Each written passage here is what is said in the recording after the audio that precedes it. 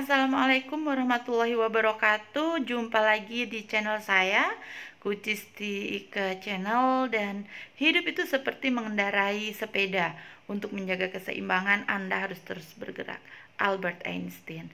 Pada video saya kali ini, saya akan menyampaikan tentang persiapan seorang guru untuk belajar secara online. Apa saja yang perlu diketahui dan juga bagaimana cara merancang pembelajaran secara online, dan yang paling penting apa saja prinsip belajar online. Langsung saja mari kita mulai dengan berdoa agar supaya seizin Allah, secara ridho yang Allah berikan kepada kita, mudah-mudahan ilmu yang kita sampaikan saat ini dapat bermanfaat dan menjadi ilmu yang menjadi amal jariah juga. Next, ini dia 5 aplikasi e-learning yang perlu semua Bapak Ibu guru tahu, anak-anak juga perlu tahu. Yang pertama adalah Google Classroom, kemudian Edmodo, yang ketiga Zoom, kemudian Schoology, dan yang kelima adalah Moodle. Google Classroom ini yang paling tenar nih yang saat ini, platform pembelajaran online gratis yang banyak digunakan karena fiturnya lengkap, mudah digunakan, serta integrasinya juga luas. Kemudian Edmodo itu awal pionir platform e-learning di dunia. Sudah jadi sebelum Google Classroom terkenal, itu Edmodo udah terkenal, fiturnya juga lengkap serta gratis. Nah, kemudian yang ketiga adalah Zoom. Zoom itu sebetulnya platform khusus untuk video conference dan biasa digunakan oleh perusahaan dalam melakukan meeting. Namun Zoom juga bisa digunakan untuk pembelajaran online jika Anda ingin melakukan pembelajaran secara video conference. Akan tetapi ketika video conference ini agak cukup menyita kuota. Jadi mungkin harus ada variasi gitu ya. Kemudian Schoology ini cocok untuk yang ingin mengajar secara interaktif. Fitur dan tampilannya sangat berbeda dari yang lain. Desainnya menarik dan membantu siswa untuk lebih antusias dalam menerima materi. Kemudian yang kelima adalah Moodle.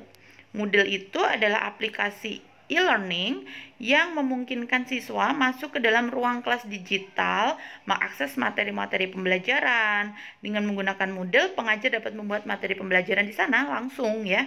Ada juga kuis, ada jurnal elektroniknya, dan lain-lain. Oke, dan selanjutnya saya akan mengenalkan 12 aplikasi pembelajaran daring kerjasama dengan Kemdikbud.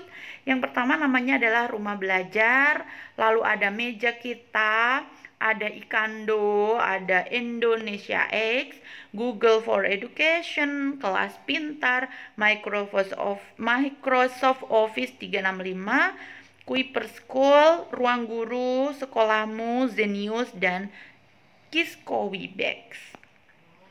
Kemudian untuk live streaming mengajar secara online ada Facebook, Instagram, YouTube, dan juga Zoom. Webex juga bisa. Nah, untuk aplikasi editing video ada Windows Movie Maker, udah terkenal sekali ya. Jadi di Windows Movie Maker ini kita bisa mengedit video kita dengan sangat mudah sekali. Lalu ada Videopad Video Editor, ada juga Avidemux, Movavi Video Editor, ada Filmora, dan lain sebagainya. Nah, selanjutnya ini yang sangat penting, tahapan penyusunan pembelajaran secara daring. Yang pertama adalah menentukan moda pembelajaran online. Apa sih yang akan kita gunakan? Contohnya kita pakai Google Classroom, diintegrasikan dengan WA Group, karena WA Group yang sudah sangat familiar, dan juga sekali ada Zoom dan juga video call. Kemudian yang kedua adalah mengkonstruksi bahan pembelajaran. Ini sangat penting sekali. Jadi guru harus sudah menyiapkan bahan-bahan pembelajaran ketika dia akan melaksanakan pembelajaran secara daring. Jadi sudah disiapkan sebelumnya. Lalu tahap yang ketiga adalah menyusun jadwal. jadwalnya harus sudah ditetapkan.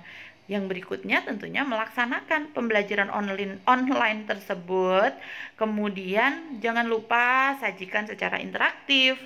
Jangan sampai siswa kemudian bosan dengan metode atau cara pembelajaran kita. Jadi harus variatif. Sama halnya kalau kita tiap hari disuruh makan pakai sate. Awalnya enak, mungkin kalau 2 kali masih enak juga, 3 kali enak. Tapi kalau setiap hari pasti akan terasa bosan meskipun sate itu enak. Oke, next adalah refleksi dan evaluasi. Ini penting. Jadi refleksi dan evaluasi harus dilakukan secara berkala.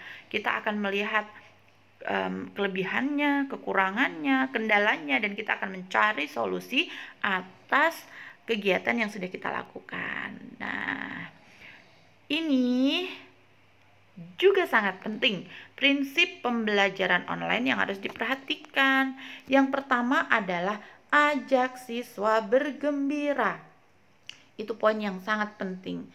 Jadi, learning is fun. Belajar itu menyenangkan. Dengan rasa senang yang tercipta, maka siswa akan sangat mudah untuk menerima apapun yang kita beri.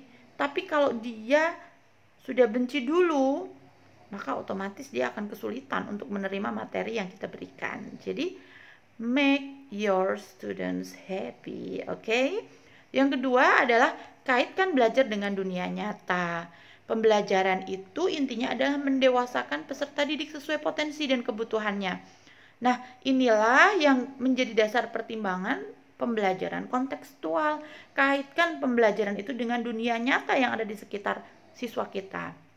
Jangan sampai pembelajaran yang kita berikan itu melangit, jadi tidak membumi. Anak-anak nggak paham, nggak tahu sih apa yang kita berikan.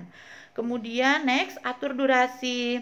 Secara umum 30% itu kegiatan guru, 70% kegiatan siswa, banyak kegiatan motorik, kemudian bikin itu variatif ya, jangan monoton. Gunakan modalitas siswa dalam belajar. Ingat bahwasanya siswa itu punya tipe-tipe belajar yang berbeda. Ada yang tipe belajarnya visual, ada yang auditori, ada yang kinestetik, ada yang gabungan antara visual, auditori, dan kinestetik. Maka bikinlah pembelajaran yang bisa mengcover semua itu. Kemudian ini penting banget, seperti tadi saya sampaikan, lakukan variasi agar tidak bosan, gurunya tidak bosan, siswanya juga tidak bosan. Salah satunya adalah dengan terus belajar, mengembangkan kemampuan kita, dan mencari bagaimana caranya agar pembelajaran itu aktif, interaktif. Begitu saja sementara yang bisa saya berikan di video kali ini tentang bagaimana membuat pembelajaran daring menjadi efektif. Prinsip apa saja yang harus diperhatikan. Oke, semoga video ini bermanfaat dan be positive, never far from God. Terima kasih. Wassalamualaikum warahmatullahi wabarakatuh.